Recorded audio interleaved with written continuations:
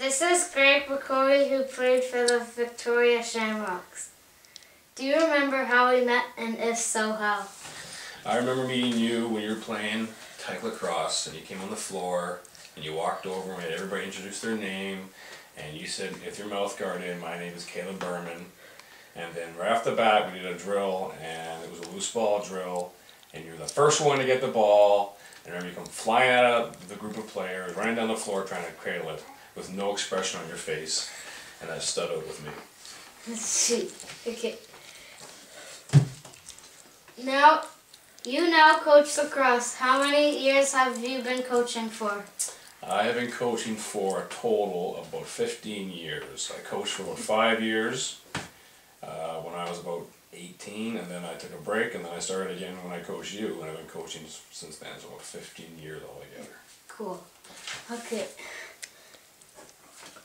I understand that you played for the Shamrocks. Can you tell me a little bit about who the Shamrocks are?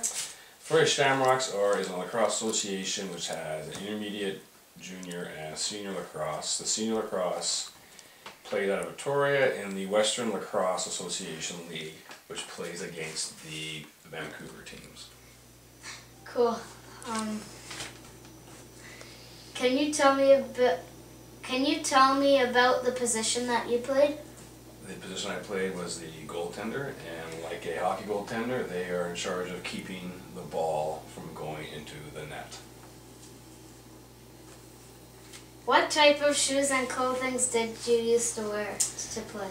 When I played, every year all the players got the same shoes, and they went from one year to have a pair of black Nikes to Adidas to whatever they wanted, and then I wore the typical Shamrock shorts, shirt, and whatever goaltender equipment I had, from helmet, glove, pads, and all that sort of stuff. Okay. What was the funniest thing that happened to you as a Shamrock? Funniest thing ever happened to me was when we were having a home opener at the old Memorial Arena, and they would have a fog machine that would send fog onto the arena as you run through the gate to go onto the floor. And the only problem was there was a net. The goalie net was positioned right in front of the gate, and the guy who was supposed to move it didn't move it. So when the first guy ran out, the first other goalie, he hit the net and fell down. And I came flying out of the net, out of the thing. I sort of tripped over him and fell down, and other players came out, and then the crowd was laughing at us. Did you travel a lot with the team? For the senior Shamrocks, we would travel to Vancouver every week by flying over and playing over there. When I played junior Shamrocks, we did the same thing, but we also went to Ontario for a Canadian championship. And then when I tried out for the National Lacrosse League Association, I went to Boston. Whoa. What was your favorite place that you visited? That would probably be Boston, because it was a big city, and we actually got to go inside the same arena, the Boston Garden, that the Boston Bruins play in, and that was quite fun to actually go in there and see how big that arena was. What team was your biggest competition? That would be the New Westminster Salmon Bellies, because they are a team which has the record of winning the Mann Cup, which is the Canadian Championship, as many times, or the most. And when you play against them, they're just very intimidating, very good, and great players. How many shutouts did you make? I had none. No, I don't think any goalie has ever had a shutout playing. It is very impossible to get shutouts. The best I ever had was probably 2 goals let in. Shutouts are very rare in once you hit about junior to senior lacrosse. No. How many? Were you ever MVP? In senior, no. In junior Shamrocks, I was twice MVP. Cool. How did it feel to make you MVP? Yeah, MVP was very cool, because it was voted upon. All the coaches and managers of all the teams would vote, and they would choose who would get it.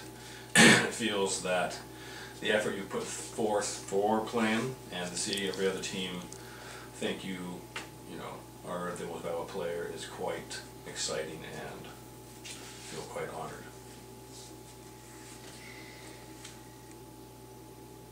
What do you miss about being a Shamrock, not being a Shamrock anymore?